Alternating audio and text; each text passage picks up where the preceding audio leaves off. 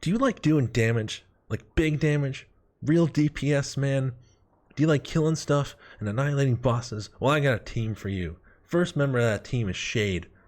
I personally like the sword and dagger. I've got powers, chaos, attack speed, swift slaying. You can go crit chance.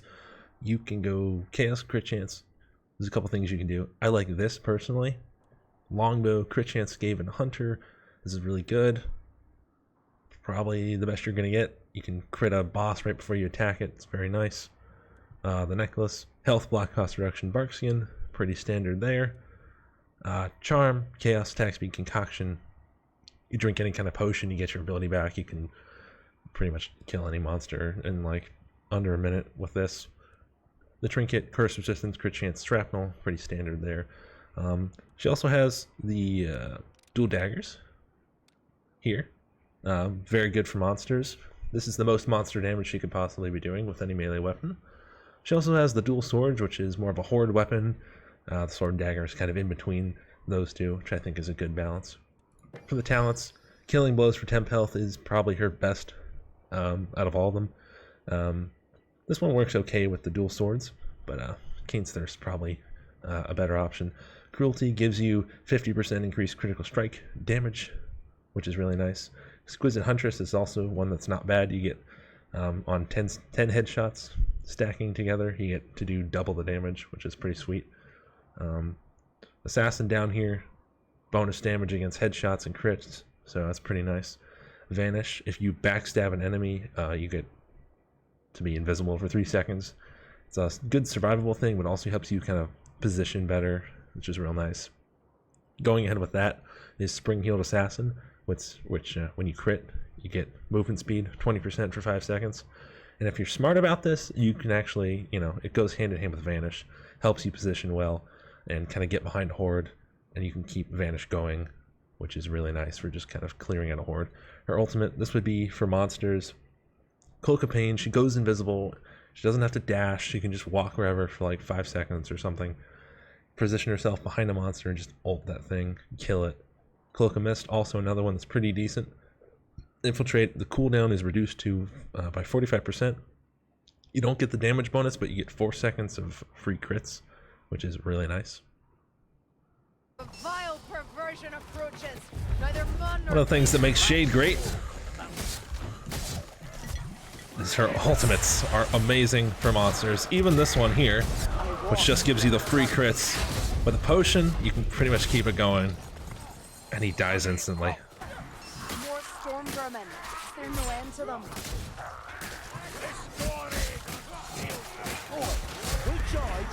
Even for hordes, Shade can kind of position herself, getting behind enemies, keeping her invisibility going, and staying alive in a fairly unique way for a squishy character. The dual swords are fantastic for hordes. You have a 20-second wait, which comes back even faster because of the crits for your ultimate. The second member of our pain train is the new and fashionable Grail Knight. I've been having a lot of fun with the mace on Grail Knight. I like crit chance, attack speed, and swift slaying on that. Pretty simple, but pretty effective. There's also, of course, the mighty executioner sword, power burst, chaos, crit chance, swift slaying, very good. The Bretonnian longsword, one of the newer melee weapons, same kind of thing there, crit chance, attack speed, swift slaying. This one has a lot of stagger force. You can stagger a chaos warrior, you can stagger a hook rat. It's very nice on a charge attack. Even the two-handed hammer is not a bad choice for him at all. Grail Knight's very good and can do a lot of things quite nicely. Although I do recommend in the second melee slot, keeping that Bretonnian sword and shield. I go full defense for it. Stamina, block cost reduction. I have swift slaying on here because I'm stupid and lazy. You can just put off balance or opportunist, something like that would be probably a little bit better. His necklace, health, block cost reduction, Boon of Shalia. Boon of Shalia is really good on Grail Knight because damage he takes gets converted into temp health, which is awesome. His charm, powers chaos, attack speed, concoction, more damage versus higher health enemies, faster attacks, and concoction to get his ult back in a pinch, any kind of potion, and he's good. The trinket is the same as Shade's, curse resistance, crit chance, and shrapnel, perfect for legend and underruns. This does not need to be changed at all. The talents, obviously for the mace, you want staggering enemies for THP. something like the X-Sword or the Bretonian Longsword, you would want killing blows for temp health. It's very weapon dependent. I'm a big fan of Virtue of the Ideal. Killing enemies, you can kill any kind of enemy, any 3 enemies in the game, and you have 30% more power for like an entire horde. It gives you more damage, gives you more cleave. It's excellent.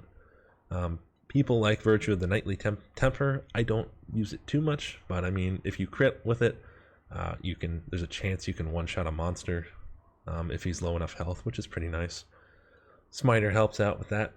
Speaking of damage, the first hit with Smiter is a 20% damage bonus, and then the second hit 20%, the third hit being a 40%, and then the cycle kind of restarts there.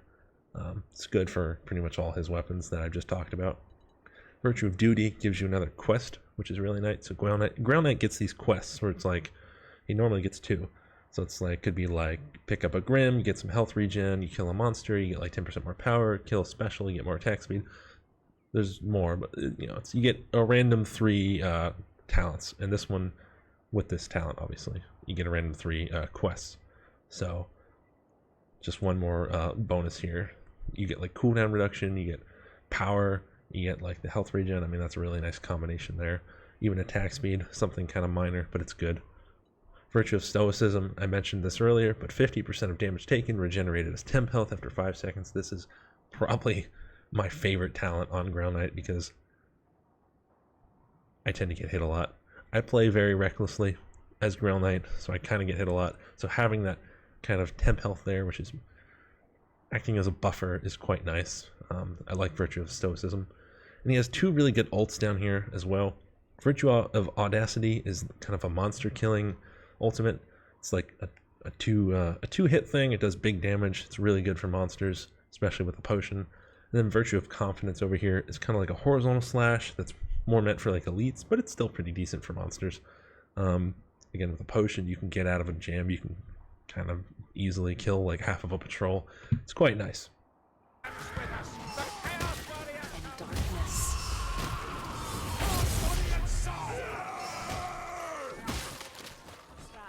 Somewhere close.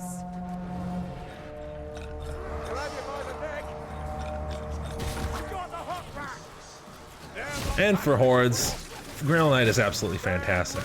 With the 2-handed hammer, charge attacks absolutely melt hordes. I walk in endless silence. Bust out his ult, clear the way, stagger everything, make some nice temp health. He's awesome. Making his 2nd team in a row is the Witch Hunter Captain. I am a big fan of the Rapier, crit chance, attack speed, swift slaying. This is one of the fastest weapons in the game, so this is a no-brainer combination in my opinion. You also have the DLC weapons of the Axe and Falchion and the Billhook.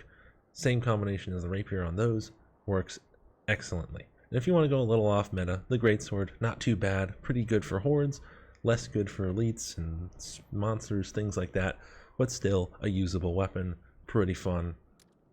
As far as talents go, this is one of the best classes in the game, arguably the best, and this is a great build for that class. So Walking Judgment, damaging for temp health, very good with the Rapier because it's so fast. He's also got crits and headshots for temp health. Might work better, might work pretty good with the Rapier as well, but I just keep it simple. Give me my damaging. I want that temp health. Flens is very good for hordes and fast weapons like the Rapier. Basically, it's just adding a bleed damage onto your already pretty fast attacks. Death Knell works pretty good with the Billhook. You get 50% bonus headshot damage. That's pretty nice. Also, when coupled with Assassin, it's very deadly because you get 40% bonus damage on crits and headshots. It's very nice. Wild Fervor grants 5% increased critical hit chance for the entire party for 5 seconds when a taggable enemy dies, which is really nice. Going to proc everybody's Swift Slaying, going to proc everybody's Hunter or Scrounger or whatever they have more often. Castaway, a good defensive talent as well. Basically, if you lead with a push attack with the Rapier, you can get stamina regen 40% increased for 2 seconds. It's quite nice. And then Fervency down here, very good one. You get guaranteed crits Works pretty well with Hunter's Ardor. And also works pretty well with Walking Judgment because you just annihilate everything. If you can get those headshots, you can one-shot Chaos Warriors, you can kill off patrols and stuff like that. This is a great build.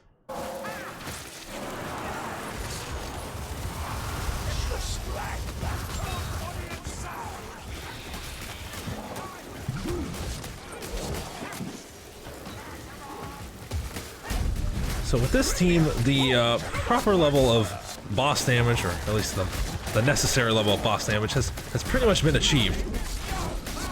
So I think a bleed damage-based build makes sense for him, as it will just help with hordes all the more. And as you can see, with his fast attacks, he can even make beastmen melt. Y'all never thought a tank could do damage, did you? Well, you're in for an awakening. Ironbreaker, yeah. Ironbreaker on a DPS team? Does that even make sense? Of course it does, and I'll tell you why. His weapons. My favorite, the DLC, dual hammers, crit chance, attack speed, swift sling. Pretty good for that. If you don't have DLC, there's always the great hammer, and if you like to play maybe just a tad bit more conservatively, there is the axe and shield. Also, the great axe, pretty good as well. But for this, I'm choosing to use the dual hammers. They're very good. I personally like the crossbow for him, crit chance, scave, and hunter. The crossbow is one of, at least, you know, on Barden, is one of the best weapons for killing specials. Why, do you ask? Because you don't even have to zoom in to shoot. You can just shoot from the hip, and it'll shoot pretty much a dead accurate bolt. So as long as you've got your crosshair on an enemy, you can just click, and you can kill specials before anybody. It's super nice for reacting to things, getting an assassin off somebody, just kind of, you know, quickly shooting and killing a special that is about to swarm you and end your life. Very nice. And then health block cost reduction on my necklace. Bark skin I think makes the absolute most sense for Ironbreaker. Just makes him an immortal tank, which is what you want. Bark skin is perfect for this guy. The charm, powers, chaos, attack speed, decanter. You're probably not going to have too many potions as an Ironbreaker because it is your job to carry that Grim, buddy. But if you don't have a Grim, decanter, pretty decent. If you have a purple, you'll get your ult back, and it's nice. The trinket, same as the others. Curse resistance, crit chance, and shrapnel. For the talents, with dual hammers, Rockbreaker makes the most sense because you're just going to be like attacking all the time. You won't be necessarily killing things instantly, so staggering will make a good temp health there. If you're going with something like the Great Hammer, you want those killing blows for temp health. I think Blood of Grimnir makes the most sense down here. If you're good at sticking together with your team, you'll do a little bit more damage. If you want to do something a little different, you can go with the Axe and Shield. You can block party power buff. So if you block a lot, your team will do, you know, they'll get power buffs and they can do more damage, which is really nice. Smiter's pretty good. Bulwark is even pretty good, you know, with the dual hammers. It really doesn't matter here. You can do whatever. Even enhanced power is pretty decent if you want that more range damage. You're not going to be doing the bulk of the damage as Ironbreaker, but you are going to be doing, you know, a helpful amount, which is nice. So Bulwark, Smiter, enhanced power, any of these would be fine. Gromro Curse. When Gromro armor is removed, all enemies are knocked back. This gives you a brief moment of freedom to do what you want, but if you find that maybe you have high ping and you just get like hit all the time, Tunnel Fighter, you get that Gromro armor every 10 seconds, also pretty good. Down here, these are very important. The Rolling Mountain, when you kill enemies, your cooldown is reduced by 2% for each enemy, which is excellent because with the dual hammers, you're going to be killing quite a bit. And the ult down here, this is what makes Ironbreaker really the core and the backbone of this DPS team. His taunt increases the power of his nearby allies by 20%, man. So if a Shade shoots your crossbow, Hunter takes her bomb, bombs a monster, Shrapnel, and you Drang Verazi Oath her, and then she goes to ult it in the back, I mean, that thing might die like instantly. That's going to be a crap ton of damage, and it's all because you worked together. That's the name of the game, folks. Now that we have our team assembled, let's see how they do against a tough monster. For the exiles, Ken.